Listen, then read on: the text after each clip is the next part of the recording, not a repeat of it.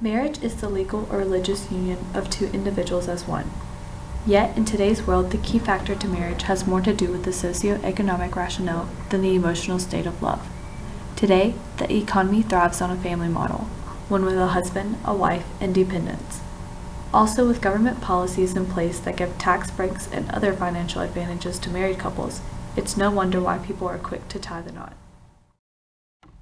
Studies have shown today that since the deinstitutionalization of marriage, many people are remaining single and choosing to live with their significant other than making it official through marriage.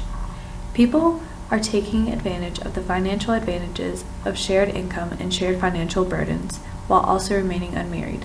Cohabitation has become a stepping stone to a marriage for individuals, allowing them to taste the socioeconomic advantages that marriage presents. As you can see in the graph, in 2006, the general population shows some patterns in marriage and cohabitation. The older generation tends to have higher percentages of marriage rather than cohabitation. The younger generation is the exact opposite, in which many of them tend to be in cohabitating environments than in married ones.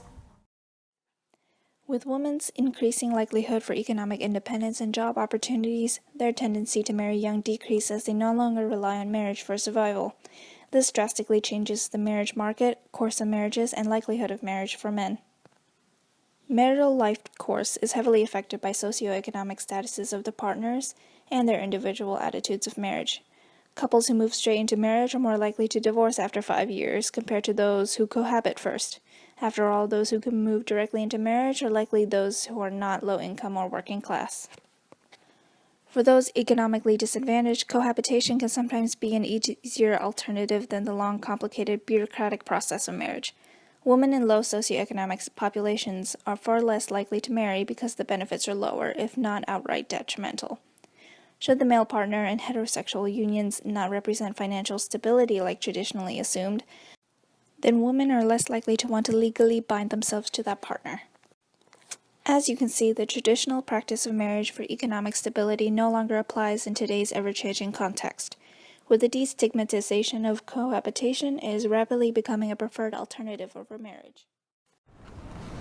When thinking about the factors that shape two people's decision to live together, many things come into play, such as the presence of children, social networks, economic stability, to name a few. An interesting factor that has revealed itself is the impact of race. There is a higher level of instability in cohabitating couples that are Black who have children. Findings like this highlight the saliency that cohabitation or marriage have within a child or an adult's life, and that can be impactful in various ways. First comes love, then comes cohabitation. Interestingly enough, the presence of children within a cohabitating union increases the likelihood of eventual marriage in both Black and white couples, perhaps because it shows that they have more of a commitment to union to begin with. This does not take away from the fact that there has been a general increase in the presence of cohabitating couples over the past 30 years. Over 30% of non-marital births occur within cohabitating unions, and over 45% of people cohabitate and were never married.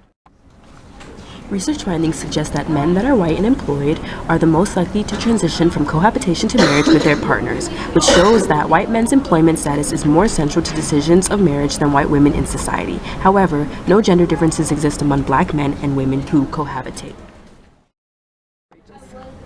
Research finds that Black men tend to have jobs with lower wages. Therefore, if Black women have substantial income, it plays a bigger role in if those partners decide to eventually pursue marriage. Differences do exist between Black couples and white couples. As research continues to unpack the construct of race as a contributing factor to differing marriage and cohabitating outcomes, a better understanding of societal trends and transitions can be formed. About 40% of American children will have spent at least part of their lives in a cohabitating household. Also, 2/5 of all children spend some time in a cohabitating family, and there is greater instability due to family cohabitation. This means children are more likely to experience family disruption. Couples who cohabitate are mostly low economic status couples living in low economic conditions, but eventually 66% of them who live together first will marry.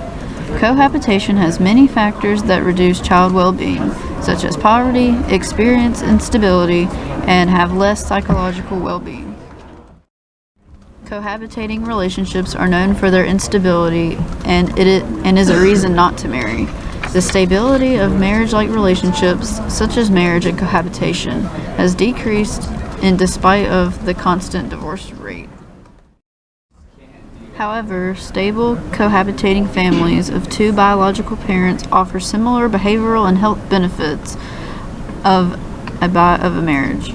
Also, some couples cohabitate for the benefit of the child because it allows both of them to be in contact with their offspring. The relationship of the cohabitating couple is more focused on the couple themselves rather than the child. However, some couples focus on the child's needs rather than the needs of the couple. Married stepfamilies are compared to unmarried or cohabitating stepfamilies. Living in a stepfamily cohabitating family causes the most effects on a child's well-being, but depends on the age of the child and type of family they grew up in. These children are learning to live with their step-siblings, possibly in an unfamiliar environment.